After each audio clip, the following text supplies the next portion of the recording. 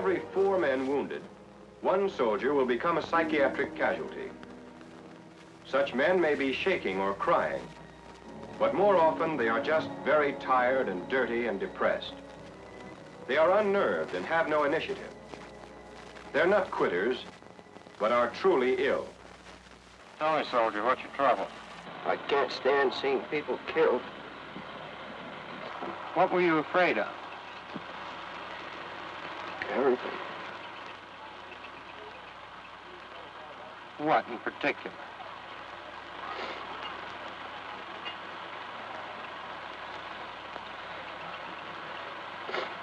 What in particular?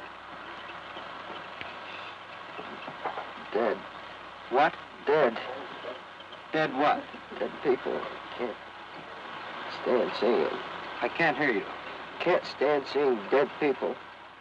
People who were not necessarily severely wounded, but who were no longer in charge of themselves. They would put them in a detachment or an installation to put them through a kind of a very quick and dirty process in which they were given sodium amytal or one of these other, it's a sort of a truth serum thing, but it was in the form of tablets. And this would give them a very deep, deep sleep, sort of almost a trance-like sleep, for 24, sometimes 48 hours. During this time, the enlisted men and myself would sometimes go by. We had to supervise it because they'd be screaming and they would be deep, deep asleep, and there'd be terrible expressions of their fear and their fright. You're back on the battlefield now. Watch out, those shells are coming. Watch out! Duck! The assumptions were that this would have some kind of cathartic effect, the sodium amytal, which the men called blue 88s. You know, the most effective artillery piece of the Germans was the 88, and this was blue 88s because the sodium amytal was a blue tablet.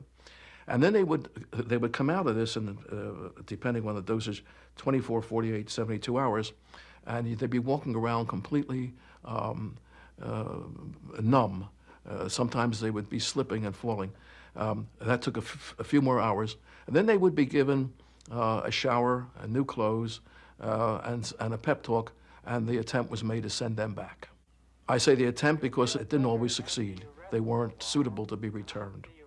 And in a sense, the thing that repelled me so badly was that you were talking to men who weren't quite yet still in charge of themselves, and you were sort of shepherding them back to the front. At one time, the chief of staff asked me to go out and talk to him. He said, "You're good at that, you go out and talk." And I said, "Colonel, I really don't want to do it." He said, "I know, Ben." He said, "Do it anyhow." And I went out and I tried haphazardly to try to get them, to persuade them to get in their trucks and go back. They'd finished with their 72 hours, they got in their clothes, and they just looked at me, and half of them looked as if they couldn't focus. And finally, one of them said, "Don't you guys understand? If you can still walk and see, they'll keep shipping you back."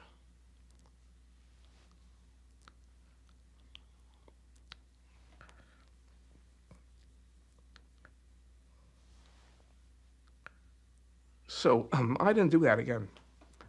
And I told my commanding officer I